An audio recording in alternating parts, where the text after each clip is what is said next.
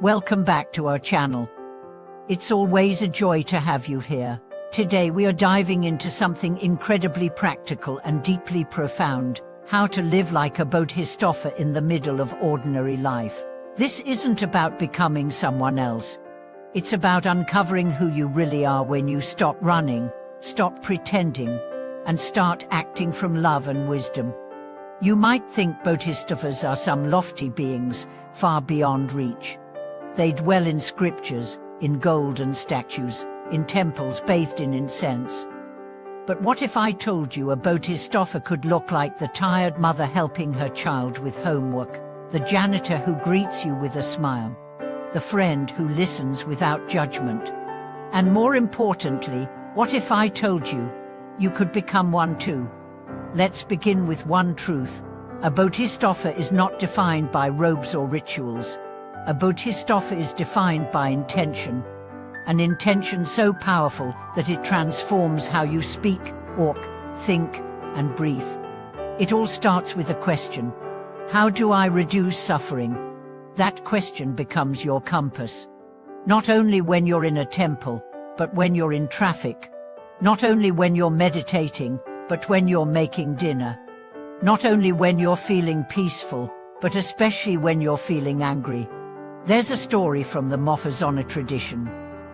A student once asked his master, "What is the quickest way to enlightenment?" The master replied, "Every time you have a choice between being right and being kind, choose kindness. Every time you want to control, choose trust. Every time you want to criticize, choose silence." That is Bodhisattva practice. It's not dramatic, it's daily. It's in how you answer your phone, how you respond to a stranger's rudeness, how you forgive someone who doesn't deserve it. Let's look at the 10 parameters, the perfections that define a Bodhisattva. Generosity doesn't always mean money. It means attention, listening, time, forgiveness. Ethical conduct isn't just about not doing wrong. It's about doing right even when it's hard. Patience isn't passive, it's fierce. It's the strength not to lash out when provoked. Diligence is not about overworking. It's about showing up, over and over. Even when it's boring. Even when it's hard. Meditation isn't only sitting cross-legged. It's remembering to breathe before you speak. Wisdom isn't about quotes or facts. It's seeing that the person hurting you is also suffering. This is what it means to walk the Bodhisattva path. Not to escape life, but to enter it so fully that your presence becomes healing. You don't need to preach. You don't need to impress. You don't need a platform. You just need to love, relentlessly. And you will fail. You'll snap at people. You'll be selfish. You'll forget. That's okay. Because a Bodhisattva doesn't seek perfection. A Bodhisattva seeks return. Return to breath. Return to stillness. Return to compassion. Over and over again. This is not a fantasy. I know people living this path. The woman who visits her dying mother every day, even though they never got along. The teacher who stays late to help the struggling student, unpaid and unseen. The man who forgave the person who ruined his life, not because he was told to, but because he was tired of carrying poison. None of them call themselves Bodhisattvas, but their actions do. And you can too. Start here. When you wake up, don't just scroll. Pause. Place a hand on your heart.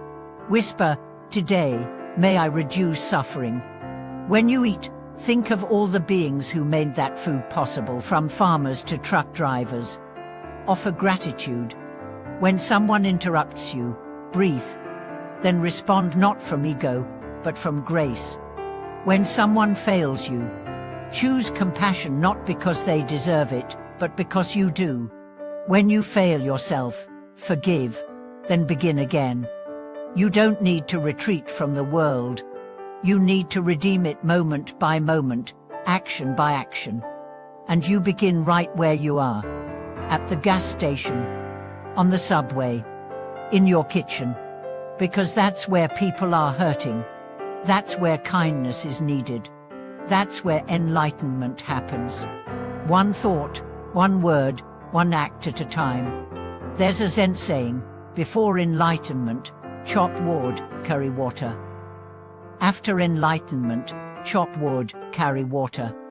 What changes is the presence, the love, the intention. You're not just making lunch, you're nourishing life. You're not just driving to work, you're moving with mindfulness. You're not just folding laundry, you're practicing devotion. Every task becomes sacred.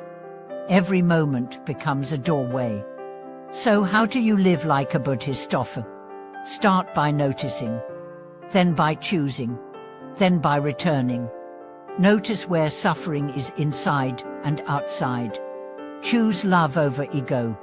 Return to your intention, again and again. No one will give you a badge. You'll probably never be recognized. But your soul will know. And maybe, just maybe, someone watching you will feel less alone, less angry, more seen, more loved. That is how Bodhisattvas save the world. Not with magic, but with mercy. Thank you so much for watching this video. If this message lit a spark in your heart, please share how you try to embody compassion in your own life in the comments. And don't forget to like, subscribe, and turn on the notification bell. Together, we're remembering who we are and why we're here. Until next time, walk with kindness, breathe with courage, and live with the intention to make this world just a little lighter.